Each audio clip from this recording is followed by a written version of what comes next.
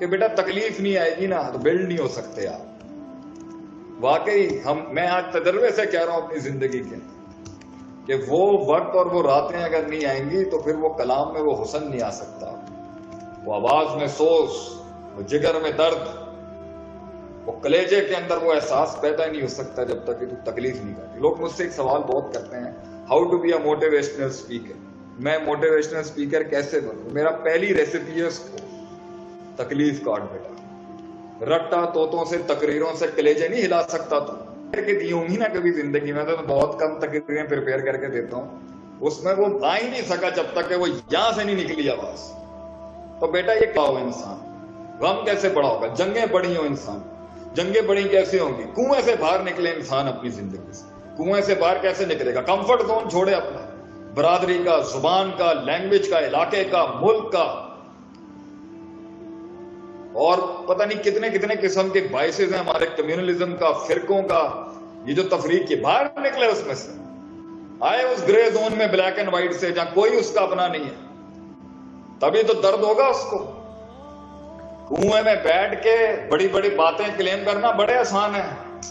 گرے میں آئے نا زندگی میں جب پتہ ہی نہیں ہے دوست کون ہے دشمن کون ہے، سیرت ہی نہ ملے اس کو، بایوگرافی نہیں ملے کسی لیڈر کی اس کے اندر، تب انسان کا پتہ چلتا ہے. جب کلیجے کے اوپر یہ دل دھڑکتا ہے کہ دا فیئر آف دا ان نون، جب خوف آتا ہے، جب پتہ ہی نہیں کیا، جہاں لاگ فائلز موجود ہیں، جہاں پچھلے والوں نے کام کیا اس رستے پہ چل کے کیا کر لینا ہے، وہ بھی مشکل ہے. میں ان کو ڈیگریڈ نہیں کرتا. آئنسٹائن کے رستے پہ فزسٹ بننا کوئی مشکل کام نہیں ہے، لیکن مشکل کام ہے، ایک جہت سے مشکل ایک جہت سے آسان. مگر اس رستے پر آئے نا جس رستے پر کوئی نہیں چلا ہو، ریسرچ ہی نہیں کی ہو کسی نے، ادارہ ہی نہیں کھولا اس طرح کا کسی نے، تحقیق ہی نہیں کی ہو اس میں کسی نے، آڈینس ہی نہیں ہے، مارکیٹ ہی نہیں ہے، انڈسٹری نہیں ہے، نہ اس کا بائر ہے نہ اس کا سیلر ہے، ایسے میدان کے اندر آ کے فیلڈ کھول کے دکھائے نا، تو پھر پتا چلتا ہے. جب سکریپ سے پوری سلطنت بنانی پڑتی ہے، جب سکریپ سے پورا شپ کھڑا کرنا پڑتا ہے. ماں باپ بھی کہہ رہے ہوں گے بیٹا کیا کر رہا ہے، جہاں پر حکومتی ریسٹرکشنز علیحدہ قسم کی ہوں گی، جہاں پہ نفس بھی ایک ٹائم پر کہتے گا بھائی کیا کر رہا ہے، کیا کر رہا ہے. 950 سال ہو گئے ہیں، صرف 18 سے 20 لوگوں نے، یا ایک روایت میں 80 لوگ اسلام لے کے ہیں. نوح علیہ السلام کو ان کا نفس کہتا نہیں ہوگا، وہ تو مطلب انسانیت کے امام ہی وہ ہیں. 950 سال اور کنسسٹنٹلی ایک امام، ایک نبی کی پرفارمنس دیکھے. اینڈ میں جا کے پھر اللہ نے کہا کہ اب آپ چلے جائیں یہاں سے، یہ اب لوگ نہیں کریں گے. یہ لوگ تھے جو کاٹ گئے اس گرے کے اندر. تو اگر اپنے کمفرٹ زون میں رہتے ہوئے بھی کام کرنا ہے، بلائیں تو پھر بھی آنی ہے، معاملات تو پھر بھی آنے ہیں، رکے بھی آ رہے ہیں، معاملات بھی آئیں گے، یہ رکے بھی آ رہے ہیں. یہاں سے مجھے 10 minutes remaining, then we will have a Q&A. Introduction of the new course. All right. تو اس لیے میں آج قوم کو حوصلہ دوں گا.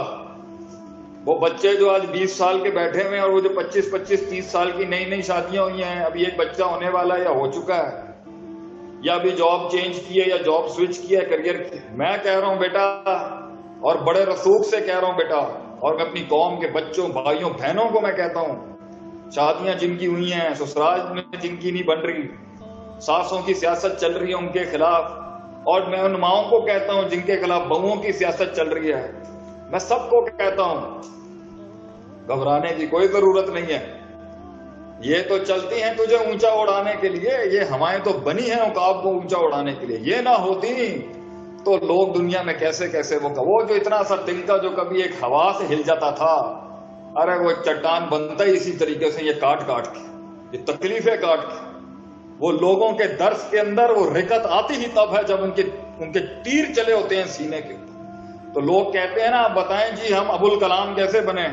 ابوالکلام وہ والے نہیں، وہ بھی ویسے بڑے ابوالکلام تھے، کہ ہم کلام اور تقریر کے فن کے امام کیسے بنے. یہ سینے میں درد ہونا چاہیے. لفظوں کو لباس انسان پھر خود دینا سیکھتا ہے، وہ بھی ایک علیحدہ فرق ہے.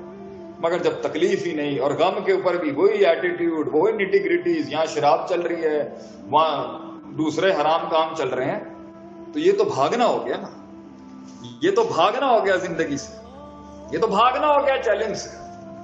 تو یا تو چیلنج آپ کو بنا دے گا یا تو چیلنج آپ کو توڑ دے گا. اور اس میں آخری میرا نقطہ یہ ہے، میں نے ایک حدیث پڑھی کہ نبی صلی اللہ علیہ وسلم کا فرمان ہے کہ اصل جو انسان کا صبر ہے نا، وہ پہلے صدمے کے اوپر the first hit that gets you نا. صبر اصل میں پہلا ہے, بعد میں تو آ جاتا ہے. مجھے حدیث تو پڑھ لی میں نے, اپنے اساتذہ سے سمجھ بھی لی. ابھی حال میں مجھے ایک مسئلہ ہوا, اس میں میں نے اس حدیث کا صحیح مفہوم سمجھا.